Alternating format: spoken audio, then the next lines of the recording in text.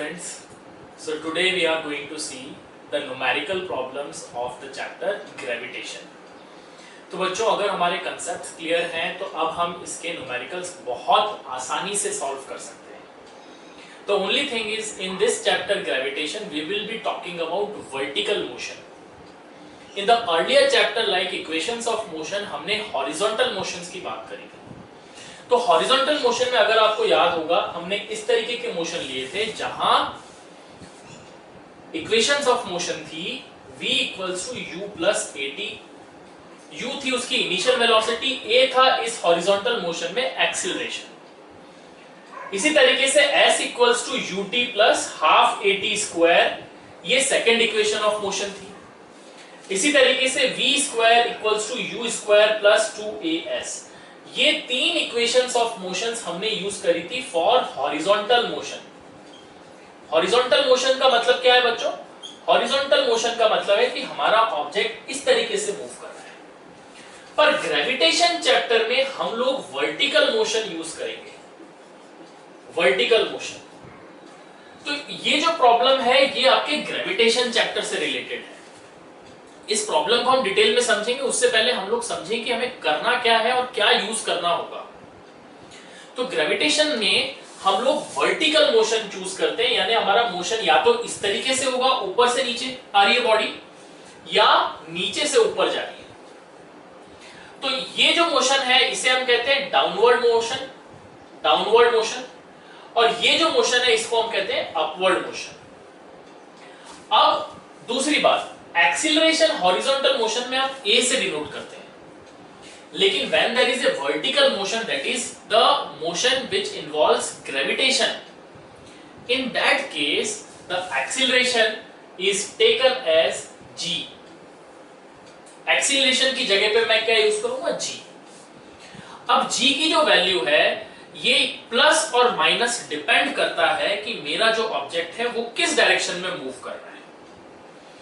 अगर हमारा object downward motion में मूव करता है तो हम लोग g की वैल्यू को पॉजिटिव लेते हैं. अगर हमारा ऑब्जेक्ट अपवर्ड मूव कर रहा है तो g की वैल्यू को नेगेटिव लेते हैं. तो ये बात आपको याद रखना होगा कि अपवर्ड मोशन या डाउनवर्ड मोशन किस तरीके का मोशन बॉडी का हो रहा है. ऐसा क्यों करते हैं? बिकॉज अपवर्ड मोशन में धीरे धीरे जो वेलोसिटी है वो कम होते जाती है. क्योंकि वेलोसिटी कम हो रही है तो हमारा एक्सीलरेशन जो है वो भी final velocity is less than the initial velocity. तो एक्सीलरेशन होता क्या है? एक्सीलरेशन जो कि हम एक्सीलरेशन ड्यू टू ग्रेविटी बताएंगे, it is what? Final velocity minus initial velocity upon time taken. तो डाउनवर्ड मोशन में velocity, final velocity is more as compare to initial velocity. यही कारण है कि g की वैल्यू पॉजिटिव आती है, because v is more than u. But in the case of upward motion the velocity is less as compare to the initial velocity. जैसे जैसे body ऊपर जाती है उसकी वेलोसिटी कम होती जाती है, जैसे जैसे बॉडी नीचे आती है उसकी वेलोसिटी बढ़ती जाती है. तो क्योंकि फाइनल वेलोसिटी इनिशियल वेलोसिटी से कम है अपवर्ड मोशन में, इसलिए इसकी वैल्यू क्या आती है? Negative. So v, why negative? Because v is less than u. यहां पर क्यों आता है positive? Because v is more than u. तो ये दोनों रूल्स को हम फॉलो करते हुए अब हमारी इक्वेशंस ऑफ मोशन को कन्वर्ट कर लेते हैं. तो अब हम किस तरीके से बात करें? Whenever there is a vertical motion, तो आप हमेशा याद रखेंगे डाउनवर्ड मोशन के केस में, डाउनवर्ड्स मोशन के केस में ये तीन इक्वेशन, एक्सीलरेशन को सिंपली प्लस g से, आप g की वैल्यू क्या है? प्लस. तो तीनों इक्वेशन किस तरीके से होगी? u plus gt. Second s equals to g की वैल्यू हमने क्या ली है? पॉजिटिव ली है. तो सेकेंड इक्वेशन क्या है? s equals to ut plus half, a को रिप्लेस कर दो g से, gt स्क्वायर. थर्ड इक्वेशन है v square. v square equals to u square plus 2gs. ये हो गया मेरा डाउनवर्ड मोशन. इसी तरीके से अपवर्ड मोशन में g की वैल्यू नेगेटिव है. तो अपवर्ड मोशन में g की वैल्यू नेगेटिव है तो हमारी इक्वेशंस ऑफ मोशन किस तरीके से लिखी जाएंगी? सो अपवर्ड्स में g की वैल्यू क्या है, नेगेटिव। तो इसमें g की जगह पे आप यहां पर a की जगह क्या यूज किया था आपने, प्लस g, यहां a की जगह आप क्या यूज करोगे, माइनस g। बस इतना सा फर्क है। तो ये इक्वेशन कैसी बन जाएगी, v equals to u minus g t, s equals to ut minus half g t square, and v square equals to u square minus 2gs। ये आपको याद रखना है कि मोशन किस तरीके का है। डाउनवर्ड मोशन हुआ तो ये इक्वेशंस यूज करो, अपवर्ड मोशन हुआ तो ये इक्वेशंस यूज करेंगे। तो हमको मालूम पड़ गया कि हम लोग इक्वेशंस ऑफ मोशन में प्लस जी ले रहे हैं या माइनस जी ले रहे हैं, डिपेंड करता है बॉडी नीचे की तरफ आ रही है या ऊपर की तरफ जा रही है। नीचे की तरफ आ रही है तो प्लस जी ले लीजिए, ऊपर की तरफ जा रही है तो माइनस जी ले लीजिए। बस अब हम ये वाला क्वेश्चन सॉल्व करके देख लेते हैं। चलिए, कंसेप्ट हमको समझ आ गया किस तरीके से यूज करना है। तो हमारी half of the battle is won, हम जीत चुके हैं आधी। अब हमारा आधा है कि हम लोग क्वेश्चंस में अच्छे से इक्वेशंस पुट करें और आंसर लेके आए। सो देखते हैं कैसे कर सकते हैं इसको। क्वेश्चन समझ लेते हैं। A stone is allowed to fall from a top of a tower 100 metre. तो टावर की हाइट कितनी है, 100 मीटर। डायग्राम बना लीजिए, इस तरीके से टावर है, ओके। और ये कितनी है इसकी हाइट, इसकी हाइट है 100 मीटर, ओके। 100 मीटर की हाइट का टावर है। So a stone is allowed to fall from the top of a tower. यहां एक स्टोन है, इस हाइट पे एक स्टोन है। लेट अस से ये जो हाइट है इट इज a और जो ग्राउंड है it is at b, okay. So a से ये it is allowed to fall, it means what, यहां से ये नीचे की तरफ आता है, नीचे गिर रहा है।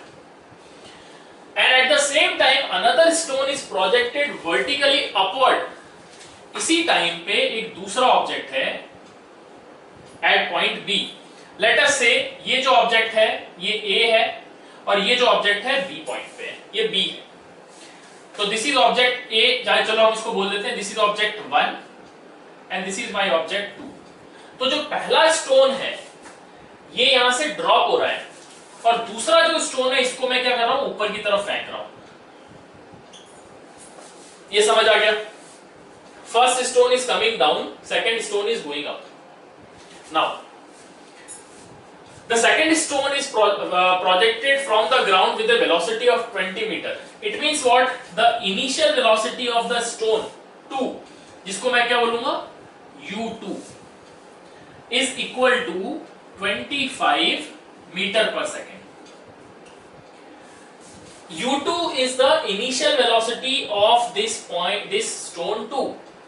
अब फर्स्ट वाले की कितनी होगी बताइए, क्योंकि ये ड्रॉप हो रहा है ना, it is just dropped.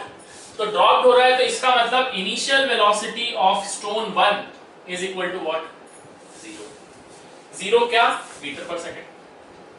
Alright, when and where the two stones will meet and for easier things we have taken gs 10 metre पर सेकेंड स्क्वायर, ये कांस्टेंट है। चलिए, व्हेन एंड वेयर का मतलब है, व्हेन का मतलब है मैं फाइंड आउट करूं डिस्टेंस, टाइम। व्हेन का मतलब क्या है, मुझे क्या फाइंड आउट करना है, टाइम। और वेयर का मतलब है मुझे फाइंड आउट करना है डिस्टेंस। ये समझ आ गया आपको। तो लेट अस से ये स्टोन यहां से गिर रहा है, आ रहा है और इस पॉइंट पे, ये पॉइंट सपोज किया मैंने मीटिंग पॉइंट है, तो दिस इज पॉइंट M। इस पॉइंट पे ऊपर से जो फर्स्ट स्टोन आया वो और नीचे से जो सेकंड स्टोन आया वो, ये दोनों इस पॉइंट पे मिलते हैं। सपोज करो इस पॉइंट पे ये मिल रहे हैं, फर्स्ट बॉडी सेकंड बॉडी से मिलती है। ऑलराइट, तो ये जो पॉइंट है ये कितना दूर है ग्राउंड से या कितना दूर है पॉइंट A से। तो लेट अस एज्यूम कि ये जो M पॉइंट है ये ग्राउंड से हाइट h पर है। कितनी हाइट पे है, हाइट h पे, यहां से लेके यहां तक, यानी B पॉइंट से लेकर के M पॉइंट के बीच में जो डिस्टेंस है वो है h। हमको पता है कि टोटल हाइट कितनी है, टोटल हाइट है 100। तो ये वाली डिस्टेंस कितनी होगी, A पॉइंट से B पॉइंट तक की, A पॉइंट से m पॉइंट तक की ये डिस्टेंस कितनी होगी? ये होगी 100 माइनस h। तो मैं इसको क्या लिख दूं? 100 माइनस h। यहां तक आपको समझ आ गया? इसका मतलब ये है कि जो फर्स्ट बॉडी है वो 100 माइनस h डिस्टेंस ट्रेवल कर रही है और इस m पे पहुंच रही है। सिमिलरली जो सेकंड बॉडी है वो h डिस्टेंस ट्रेवल करके m पे पहुंचती है, पर इसको यहां से यहां तक पहुंचने में सपोज टाइम लगा t, तो वही टाइम इसको भी यहां तक लगेगा, तभी एक जगह पे मिल रही है, क्योंकि एक जगह पे मिल रही है ना, ये इतनी डिस्टेंस ट्रेवल करके मिल रही है और ये इतनी डिस्टेंस ट्रेवल करके मिल रही है, दोनों एक जगह पे मिली, तो इसको भी टाइम कितना लगा? t लगा। अब फाइंड क्या करना है? कितने टाइम बाद यानी t फाइंड आउट करना है और कितनी डिस्टेंस बाद, तो h फाइंड आउट करना है। जमीन से कितनी डिस्टेंस? h। तो मुझे क्या फाइंड आउट करना है? क्वेश्चन समझ आ गया? अब मैं इसको दो मोशंस हो रहे हैं, देखो फर्स्ट बॉडी जिसको मैं 1 बोलूंगा और सेकंड बॉडी इसको मैं 2 बोलूंगा। फर्स्ट बॉडी डाउनवर्ड मूव कर रही है, तो फर्स्ट बॉडी के लिए डाउनवर्ड मोशन है। सेकंड बॉडी अपवर्ड मूव कर रही है, तो सेकंड बॉडी किस तरीके से हो रही है? अपवर्ड। अब इक्वेशन ऑफ मोशन मुझे लगाना है, फाइंड आउट क्या करना है? डिस्टेंस और टाइम। तो मेरी इक्वेशन कौन सी यूज कर रहा हूं मैं? s equals to ut plus half at square वाली। अब डाउनवर्ड के केस में g की वैल्यू क्या है? Plus g। अपवर्ड के केस में g की वैल्यू क्या है? Minus g। बस, तो इक्वेशन यूज कर रहा हूं मैं, s is the distance moved by the body 1। तो कितनी डिस्टेंस मूव करी? यहां से लेके यहां तक। तो लेट अस से this is the distance moved by the body a, so it is body first body, तो s1 is equal to ut, u is the initial velocity of body 1 into time taken और plus g लेना है, plus half gt square. Similarly what is s2? ये है मेरा s1, s2 कितना है? यहां से यहां तक ये s2 है, तो s2 is the distance moved by in time t by second body, तो s2 will be equal to u initial of second body multiplied by t. अब प्लस जी की जगह मैं क्या लिख दूं? Minus g t square. Alright, अब S2 की जगह पे we know that S2 is nothing but height h, तो इसकी जगह पे मैंने क्या यूज किया? h। u2 की वैल्यू दी हुई है 25, सो 25t माइनस हाफ। g की वैल्यू कितनी है? 10, तो इस जगह पे मैंने क्या लिखा? 10 t स्क्वायर। सिमिलरली s1, तो s1 किसके इक्वल है? यहां से लेके यहां तक की डिस्टेंस, यानी कितनी है ये? 100 माइनस h, तो s1 की जगह पे मैं लिख सकता हूं 100 minus h। So this is equal to u1 कितना है? 0 initial velocity, so it is 0 into t plus half gt square. Alright, तो ये तो हो गया कैंसिल। gt स्क्वायर की वैल्यू पुट करूं तो ये हो जाता है half 10 t square is equal to what? 100 minus h। h की वैल्यू कितनी होगी?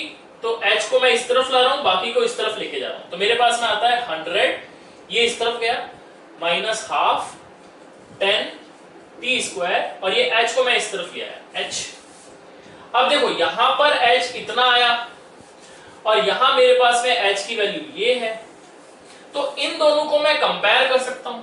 लेट अस से this is equation 2 and this is equation 1, so 1 and 2 को मैं कंपेयर करूं तो मुझे मिलता है ये equal to this, so this is what?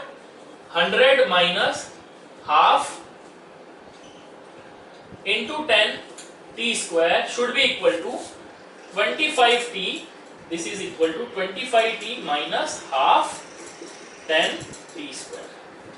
Okay, तो ये हाफ 10 t स्क्वायर और हाफ 10 t स्क्वायर कैंसिल हो गए, तो फाइनली मेरे पास आया 100 is equal to 25t, that means what? t is equal to 100 upon 25, that is 4 seconds. 100 upon 25 4 seconds, तो टाइम t आ गया मेरे पास। अब मुझे क्या फाइंड आउट करना है? डिस्टेंस। तो h की इक्वेशन ये ले लो चाहे ये ले लो, दोनों में से किसी में भी पुट कर दो। तो लेट अस से I will put it in this, तो मेरे पास में क्या आता है? यहां पर मैं पुट कर दूं h equals to 100 minus half into 10 और टाइम कितना आया 4 सेकेंड्स। तो 4 सेकेंड्स का मतलब है 4 का स्क्वायर। तो इसको मैं सॉल्व करता हूं, ये आता है 5। सो 100 माइनस 5 इंटू 16 इंटू 5 इज 80। तो फाइनली मेरे पास में आंसर क्या आया 20। ये किसमें मीटर्स में। तो हाइट की वैल्यू आ गई 20 मीटर। तो यहां से 20 मीटर, ग्राउंड से 20 मीटर के बाद दोनों बॉडीज आपस में मिलेंगी यानी टकराएंगी। तो इस तरीके से बच्चों अगर आपका कंसेप्ट क्लियर है तो you will be able to solve it very easily. आइए हम लोग दूसरा क्वेश्चन देखते हैं।